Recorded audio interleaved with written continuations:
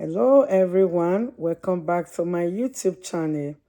Today I'm going to be talking about the secret to successful marriage. So just know that there is no one single secret code, but there are a few recurring principles that tend to predict stronger, happier marriages. However, I can say if you want a catchy code, let's try the 5C's. 5C's. Number one C will be communication. Communication. The number two is commitment. Number three is consideration. Consideration. Number four is connection. And number five is conflict. These are the 5C's we're going to discuss. And we see how it is going to be very helpful to build a successful marriage. So let's go to the number one, which I said communication. So we all know communication means we're going to talk to each other kindly and also listen fully to the discussion.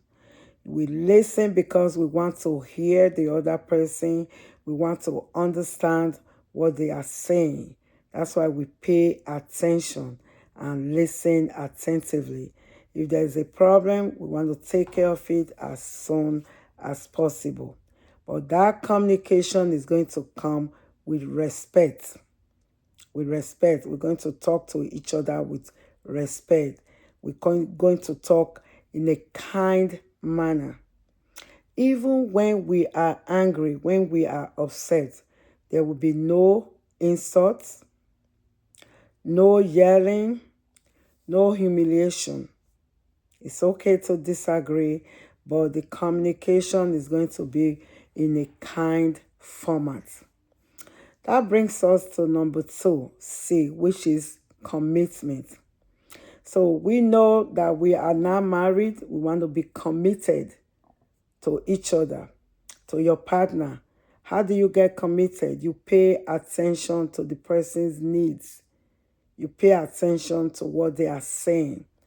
You want to make sure their interest, paying attention to their interest. Whatever you're doing is making sure you understand them. You understand your partner well to be committed to them. Number three is consideration. How do you consider someone that is in your life? Small things, acts of kindness, respect, thinking about them, thinking about their feelings, their needs. That means you're putting them into consideration. When you do things, when you plan things, they have to be parts of it. They have to be part of it. And the number four I said was connection. You want to stay connected to your partner. That means you're going to be doing things together. Like I said, you already plan things together, you talk, but now you want to stay connected. You want to do small things that are meaningful to both of you. Even if it's just taking a walk in the neighborhood. You're working together with your partner. You're going to shopping, you're doing it with your partner. Some fun activities, you're doing it with your partner. And people know you in the neighborhood as couples because you are staying connected. It's no hidden agenda. They know you married.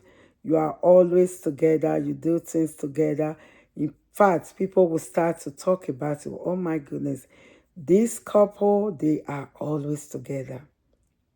That is helping your marriage to be bonded. You connected and people see it. You acting it. You're not just talking about it, oh, this is my husband or this is my wife. They see you together as one. In fact, that's what the scripture says. When you come together in marriage, you are now one. So this will be obvious to people in your neighborhood. That brings me to conflict. So you want to say, why conflict? Yes, your marriage is not going to be all roses. Sometimes there's going to be misunderstanding, there's going to be conflict. Or how do you handle it? How do you handle conflict? The person is not the issue, is the topic. What do you disagree with? That is what you talk about. You're going to talk about what you disagree with in a respectful manner. So, to being able to use a good skill in dealing with your conflict, when it gets to the point that you angry, you're very upset, you need to be able to say, okay, let's take a break. Let's take a break. There's no need just, up with the argument, with the conflict. You should be able to say, take a break, maybe 5 minutes, 10 minutes break, to go back and rethink. Why are we not in agreement with whatever topic it is you are, discussing? Why are we having this conflict? So the ability to de-escalate the conflict is very important. It's very important.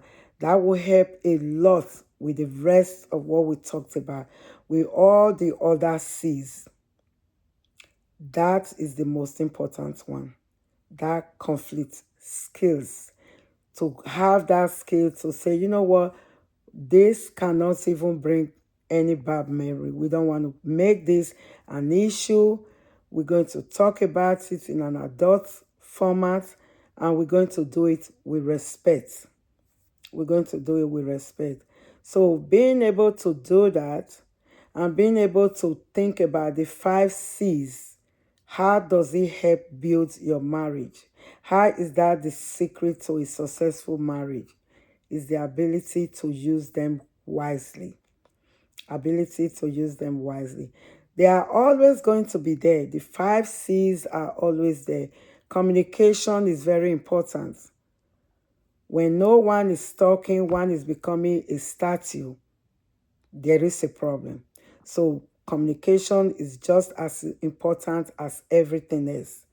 When there's issue, we want to talk about it in a good format, in a respectful way. No yelling, no insult, no humiliation. Communication is going to help us do that. We are going to listen while the other person is talking. Commitment. We're going to be committed to our partner. We are now one. We are committed to each other. We should be thinking alike, planning alike, doing things, paying attention to your partner. Pay attention to their feelings. What are they doing? What are they saying? You are committed to that partner. Then you also consider their needs. Consider the needs of your partner. Be kind. Do small, kind things. Think about what you could do to make them happy. Consideration is also very important. You respect them. You are talking kindly to them. You are working for their interest. You are considering them in your marriage. You two of you are doing this to each other. That's going to help a lot. That's going to help a lot. Then the connection is that you do things together. You connected. You bonding. Everybody see you. They know who you are. Even in your neighborhood, they can say, "Oh, these are couple. We met them. They, live here or wherever." They know you because you are committed. You are connected to your partner. Then the conflict is where your skills comes in. The skills that we have acquired over the years as adults. We now know how to talk, communicate as adults, as civilized people. We do not yell at each other. We talk with respect. It's always okay to disagree. We want to be able to acknowledge when we are wrong and say, I'm sorry. And sometimes, even when you know you are not wrong, you know you are right, but guess what?